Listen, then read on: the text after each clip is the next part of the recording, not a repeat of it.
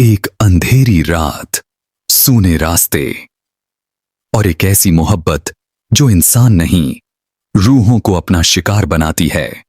स्वागत है रूहानी इश्क पर, जहां हर कहानी आपके दिल की धड़कनें तेज कर देती है और आपके कमरे की खामोशी को और डरावना बना देती है। आज की कहानी यक्षिणी का खौफनाक इश्क। जब मोहब्बत रूहों का कत्ल करने लगी, एक ऐसी रहस्यमयी स्त्री के बारे में है जो प्रेम तो करती है, लेकिन उसका प्रेम कभी जीवन नहीं देता, केवल अंत देता है। उसकी मौजूदगी में मौसम ठंडा पड़ जाता है, आंखों के सामने साया गहरा हो जाता है और दिल के भीतर कोई अनजानी सरसराहट दौड़ जाती है। कहानी आपको ले जाएगी उन जंगलों तक जहां सदियों से यक्षिणियों की दास्तानें फुसफुसाती हैं, जहां प्रेम एक प्रलोभन है और मृत्यु उसका इनाम।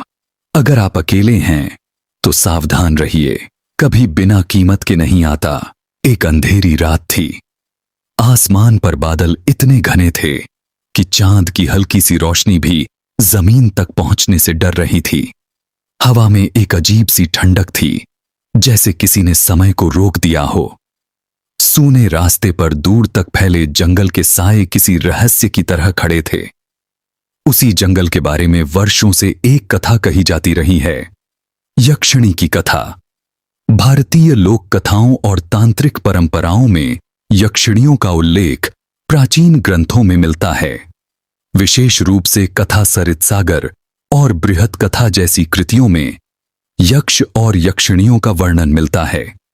कहा जाता है कि यक्षिणियां दिव्य सुंदरता और अलौकिक शक्तियों से संपन्न स्त्रियां होती हैं, जो प्रकृति, खजानों और रहस्यमयी शक्तियों की संरक्षिका मानी जाती हैं। परंतु लोक विश्वास यह भी कहता है कि कुछ यक्षिणियां अपूर्ण इच्छाओं और अधूरी मोहब्बत के कारण भटकती रूह बन जाती हैं।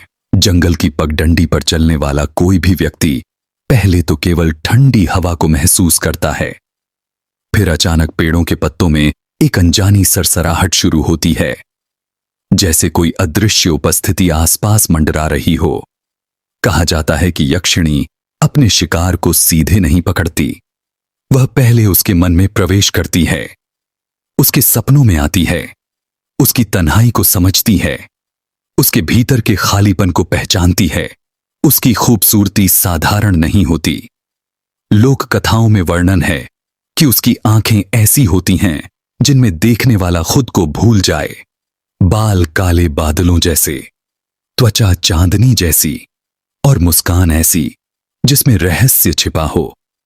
परंतु उसकी असली पहचान उसकी आंखों की गहराई में छिपी होती है, जहां एक ठंडी चमक दिखाई देती है जो इंसानी नहीं लगती।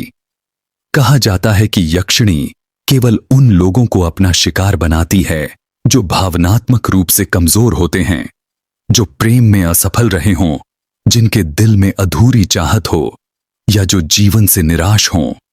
वह उन्हें वही देती है जिसकी उन्हें सबसे ज्यादा चाह होती है, साथ, समझ और प्रेम। लेकिन यह प्रेम एक जाल होता है। पहले वह सपनों में आती है। सपनों में वह बेहद कोमल और दयालु दिखती है। वह बातें करती है, हंसती है, दिलासा देती है। शिकार को लगता है कि उसे उसकी सच्ची हमसफर मिल गई। धीरे धीरे सपनों और हकीकत की सीमाएं धुंधली होने लगती हैं। व्यक्ति को दिन में भी उसकी झलक दिखाई देने लगती है। ठंडी हवा का झोंका आता है और लगता है जैसे उसने कान के पास कुछ फुसफुसाया हो। जंगलों में बसे कुछ गांवों में आज भी यह विश्वास है कि यदि कोई युवक अचानक अकेले जंगल की ओर जाने लगे, रातों को मुस्कुराते हुए खुद से बातें करे या उसकी आंखों में अजीब सी चमक आ जाए, तो समझ लेना चाहिए कि वह यक्षिणी के प्रभाव में है। यक्षिणी का इश्क शुरू में स्वर्ग जैसा लगता है। वह अपने प्रेमी को अलौकिक सुख का अनुभव कराती है। उसे लगता है कि वह दुनिया की हर परेशानी से दूर है, परंतु धीरे धीरे उसका शरीर कमजोर होने लगता है, चेहरा पीला पड़ जाता है, आंखों के नीचे काले घेरे उभर आते हैं। परिवार वाले समझ नहीं पाते कि आखिर हुआ क्या है। तांत्रिक मान्यताओं के अनुसार यक्षिणी अपने प्रेमी की जीवन ऊर्जा को धीरे धीरे खींचती है। वह सीधे हत्या नहीं करती, वह प्रेम के माध्यम से आत्मा को बांध लेती है। जब व्यक्ति पूरी तरह उसके प्रभाव में आ जाता है, तब वह उसे अपने लोक में ले जाती है। लोक कथाओं में इसे रूहों का बंधन कहा गया है। कुछ कथाओं में यह भी कहा गया है कि यक्षिणी पहले किसी साधारण स्त्री की तरह प्रकट होती है। वह गांव में नई आई हुई महिला हो सकती है या रास्ते में मिली कोई अजनबी, लेकिन उसकी परछाई अक्सर उसके शरीर से अलग चलती दिखाई देती है। यह संकेत माना जाता है कि वह इंसान नहीं है। जंगलों में कई पुराने पीपल और बरगद के पेड़ों को यक्षिणियों का निवास स्थान माना जाता है, खासकर अमावस्या की रात को। यदि कोई व्यक्ति ऐसी रात में अकेले इन पेड़ों के पास जाए तो उसे किसी स्त्री के रोने या गाने की आवाज सुनाई दे सकती है। लोक विश्वास है कि यह आवाज सुनकर जो भी आकर्षित होकर आगे बढ़ता है वह कभी वापस नहीं आता। कुछ तांत्रिक ग्रंथों में यक्षिणी साधना का भी उल्लेख मिलता है।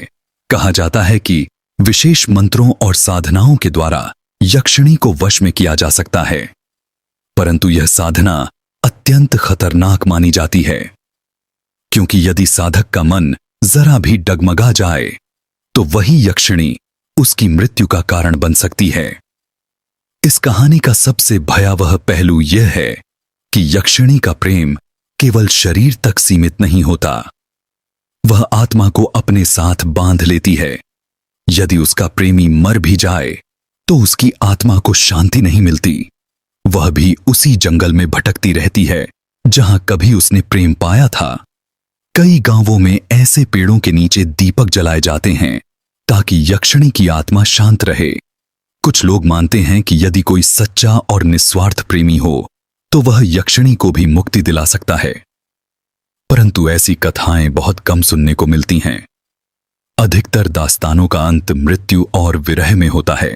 एक पुरानी कथा के अनुसार एक युवक जिसने यक्षिणी से प्रेम किया, उसने आखिरी समय में उससे पूछा, तुम मुझे क्यों मार रही हो? यक्षिणी ने उत्तर दिया, मैं तुम्हें मार नहीं रही, मैं तुम्हें अपने साथ ले जा रही हूं। यहां की दुनिया तुम्हारे लिए नहीं थी।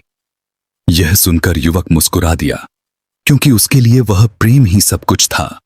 यही यक्षिणी के इश्क का खौफ है।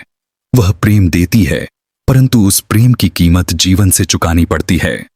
उसकी मौजूदगी में मौसम ठंडा पड़ जाता है, हवा भारी हो जाती है और दिल में एक अनजाना डर घर कर लेता है। कहते हैं, अगर किसी रात आपको अचानक ठंडी हवा का झोंका महसूस हो और लगे कि कोई आपको देख रहा है, तो पलटकर मत देखिए, क्योंकि कभी कभी जो पीछे खड़ा होता है वह इंसान नहीं होता। और अगर उसकी आंखों में मोहब्बत दिखे तो समझ लीजिए वह मोहब्बत आपकी आखिरी सांसों की शुरुआत हो सकती है। यक्षिणी का इश्क एक चेतावनी है कि हर खूबसूरती के पीछे सच्चाई नहीं होती और हर प्रेम जीवन नहीं देता। कुछ प्रेम ऐसे भी होते हैं जो आत्मा को बांध लेते हैं और फिर कभी आजाद नहीं होने देते।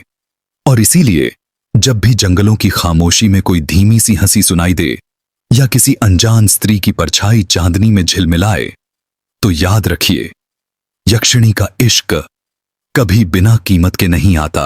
अगर वीडियो अच्छा लगे तो वीडियो को लाइक करें और चैनल को सब्सक्राइब करना न भूले। मिलते हैं एक और मजेदार वीडियो के साथ, तब तक के लिए धन्यवाद।